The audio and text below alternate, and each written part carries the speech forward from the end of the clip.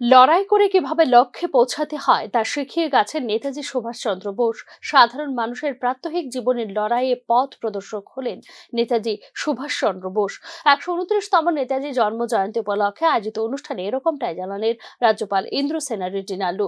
এদিন মহারাজগঞ্জ বাজার সংলগ্ন নেতাজি সুভাষচন্দ্র বসুর মূর্তিতে মাল্যদানের মধ্য দিয়ে তাকে শ্রদ্ধা নিবেদন করেন রাজ্যপাল ইন্দ্রসেনা রেড্ডি নাল্লু।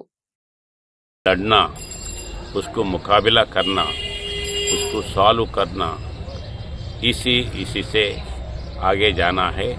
ये मेरा आम पब्लिक के लिए इस दिन 100 साल होने के बावजूद भी सुभाष चंद्र बोस जी को सब लोग एक हीरो के नाते मानते हैं। वो स्पिरिट से आगे जाना, यही मैं आम पब्लिक को, पर्टिकुलरली त्रिपुरा पब्लिक को रिक्वेस्ट करता हूँ।